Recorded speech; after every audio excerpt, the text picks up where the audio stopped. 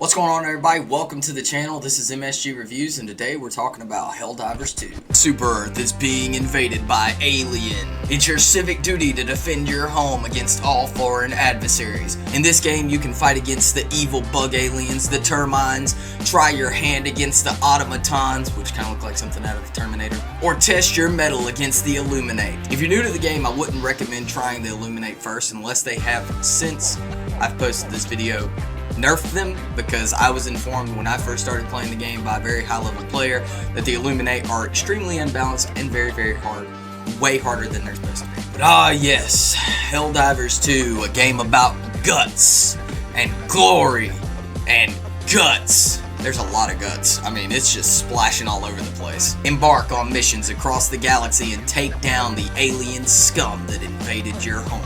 Take their planet's resources, defend Super Earth in the process. This game is one of those games where you can kind of just shut your brain off and kill. It really is a lot of fun. There is a level of strategy to the game. You go through the levels, the missions, there's different ones. Each planet has different environments, so you could have snow biomes, jungle biomes, desert biomes, and each one of those has sub-factors that contribute to the environment you're playing in, like volcanic activity or blizzards or rainstorms, and it's got a lot of different things you have to learn about, so the best thing to do is just jump right in. I would avoid planets that have volcanic activity or meteor showers when you're first starting, because that makes it a lot harder. Rainstorms and blizzards aren't that bad, neither is fog. But like I said at the beginning of the video, there are 3 different factions of aliens. The main 2 are the automatons, which are a robot faction. They're more like shoot at you from a distance and push up. And then you have the Termines, which primarily only attack when they get up close to you, but they swarm you and they can be pretty brutal. Those are the bugs.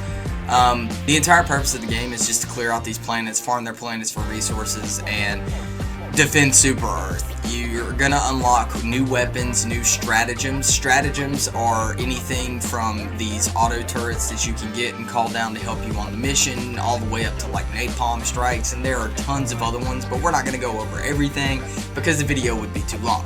I'm going to show you a little bit of gameplay here throughout, so you're going to get an idea of kind of how the game plays. You can absolutely turn this thing up to 11 and make it extremely difficult if you're into pure chaos. I don't recommend going up too high in the difficulty when you first start, and really you can't unless you have a friend who's high level. And even if they're carrying you, you're just not going to have fun. You're going to repetitively die until you learn the game mechanics a little bit. But your friends, if they're playing, they should be able to help you out with that. One really cool thing about this is that you never have to buy a battle pass. That word kind of makes people cringe a little bit when they hear it, because battle passes are a thing, unfortunately, that are probably here to stay once companies realize that they can make billions of dollars off of them.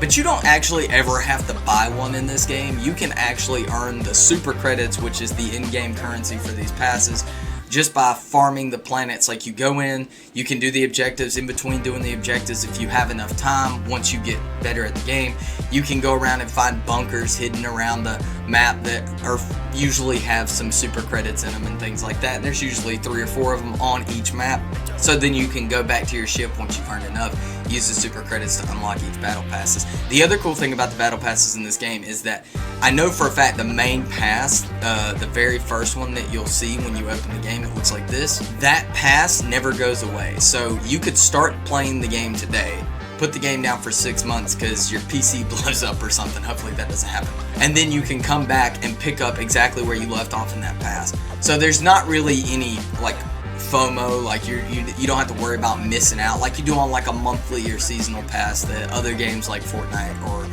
whatever put out. Now, earlier I said you could just kind of turn your brain off and just go on these basically killing sprees on these alien planets, but there is a little bit of strategy involved to it, and no characters are really going to play the same. Certain gear gives you certain abilities, so like certain suits might give you extra healing, certain suits might give you faster reload times. There are tons of different gameplay mechanics like shotguns and SMGs and LMGs and ARs and tons of different stratagems that you can unlock. No 2 people really play the same. Some people only fight the Termines, for example, the bugs, and some people only fight the automatons, and some people play healers by themselves, so they get the extra stems, and some people play, you know, the reload speed because they just like to run and gun. The game can really be played a lot of different ways. I really do think that the game is worth picking up. If you can catch it on sale on Steam, great. If not, it's worth picking it up at full price of $39.99 on Steam. It's also on PlayStation, and the game is cross-play and I believe cross-progression. Not sure, don't play PlayStation, only PC. All in all, I would give Helldivers 2 a solid 7.5 out of 10. And we're going to go over my rating system in a future video once I've got a few more videos up. In case you guys are confused about how I do this, but a little bit of the reason why Helldivers is lower than Rust on the tier list is because in Rust there are a billion different ways to play the game with different modded maps, different PvE maps, PvP maps, PvE maps, primitive maps, like tons of different things you can do. In Helldivers, it's kind of like the same wash, rinse, repeat cycle of gameplay. You go in, you go to a planet, you fight the enemy, you do the objectives, you come back, you go back, you do the same thing again.